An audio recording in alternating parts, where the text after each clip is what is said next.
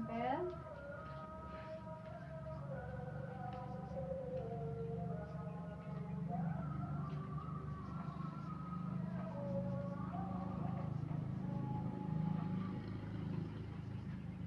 Kalau sudah siap, Fatimah, nah, silakan ditempel di isi piringku ini.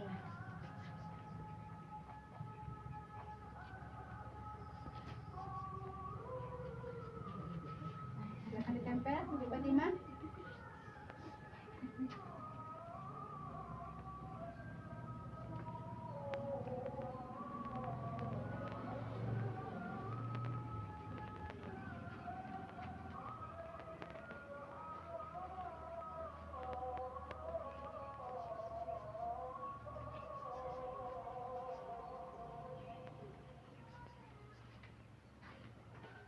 Baik, kita cek ya, satu-satu ya Ibu ya.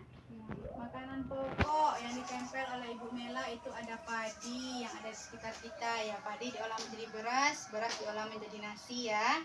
Yang kedua ada jagung, jagung itu juga makanan pokok yang mengandung karbohidrat.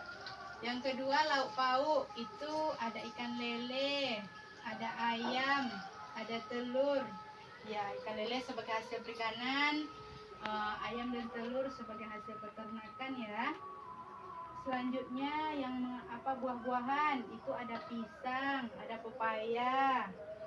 Kalau sayuran ada bayam, ada kangkung. Ya, betul. Jadi Ibu sudah paham ya mana saja yang termasuk ke dalam isi piringku ini yang mengandung 4 sehat, 5 sempurna ditambah dengan susu. Selanjutnya yang terakhir, sebelum masuk ke dalam 10 pesan menu gizi seimbang, jadi makanan yang dikonsumsi oleh ibu hamil dan anak balita itu harus memenuhi menu gizi seimbang seperti yang ada di isi piringku ini. Jadi ada 10 pesan gizi seimbang. Yang pertama, syukuri dan nikmati aneka ragam makanan. Jadi apapun makanan yang ada di rumah kita harus kita syukuri ya Ibu ya. Yang kedua, banyak makan buah dan sayur. Jadi buah dan sayur itu tidak harus yang mahal buah-buahnya, seperti anggur misalnya, seperti apel, tidak harus seperti itu ya Ibu ya. Nah, boleh yang ada di sekitar kita yang banyak, misalnya ada pisang, ada pepaya yang ada di halaman rumah kita. Yang ketiga, biasakan mengkonsumsi lauk pauk yang mengandung protein tinggi, misalnya seperti ikan, ayam. Yang keempat, biasakan mengkonsumsi aneka ragam makanan pokok. Jadi makanan pokok kita selain nasi, kita juga bisa mengkonsumsi yang lain, misalnya seperti jagung, kentang, umbi-umbian, itu juga termasuk ke dalam makanan pokok. Yang kelima, batasi konsumsi pangan yang manis, asin dan berlemak. Jadi kita tidak boleh terlalu banyak makan makanan yang manis, terlalu asin atau yang berlemak, karena nanti akan menyebabkan berbagai penyakit seperti kolesterol dan penyakit lainnya. Yang keenam, biasakan sarapan pagi. Nah, jadi Ibu di sini biasa sarapan pagi? Biasa. Biasa. Apa biasanya Bu? Nasi goreng? Apa? Ya. Nasi goreng, apa lagi? Bubur, apa lagi? Minum susu misalnya. Jadi kalau kita biasa sarapan pagi itu, tubuh kita itu menjadi kuat ya di dalam bekerja, melakukan aktivitas sehari-hari. Yang ketujuh, biasakan minum air putih yang cukup dan aman. Jadi kita setiap hari itu harus meminum air putih berapa gelas?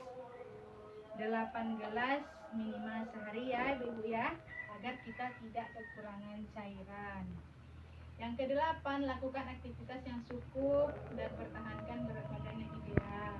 Jadi aktivitasnya misalnya seperti maraton, bermain voli, dan lain-lain yang bisa mengeluarkan keringat kita ya Ibu-ibu ya. Pertahankan berat badan yang ideal. Jadi pertumbuhan berat badan kita itu tidak boleh terlalu cepat naiknya, karena akan menyebabkan obesitas atau kegemukan. Yang kesembilan, biasakan membaca label pada kemasan pangan. Jadi kita setiap membeli makanan di minimarket misalnya, harus melihat label yang ada di bawah atau di atas suatu produk misalnya ya. Paling tidak kita harus mengetahui tanggal kadaluarsa sebuah produk makanan ya ibu-ibu ya. Ibu-ibu bisa membacanya? Nah, bisa, ada X itu tulisannya, expired atau tanggal kadaluarsanya. Yang terakhir 10, cuci tangan pakai sabun dan air yang mengalir. Jadi kita harus membiasakan cuci tangan pakai sabun dengan air yang mengalir. Ibu-ibu biasa mencuci tangan? Biasa ya. Jadi agar kita terhindar dari berbagai kuman penyakit. Ada yang ibu-ibu ingin tanyakan sebelum kita tutup? Tidak? Berarti sudah paham ya semuanya ya? Paham. Alhamdulillah. Mungkin hanya itu pembahasan kita pada kali ini. Mudah-mudahan apa yang saya sampaikan bermanfaat untuk kita semua. Saya sudahi. Assalamualaikum warahmatullahi wabarakatuh. Waalaikumsalam warahmatullahi wabarakatuh. Demikianlah simulasi modul 6 tentang pemanfaatan bantuan sosial dalam pemenuhan gizi anak dan ibu hamil. Semoga apa yang disampaikan bermanfaat untuk kita semua. Assalamualaikum warahmatullahi wabarakatuh.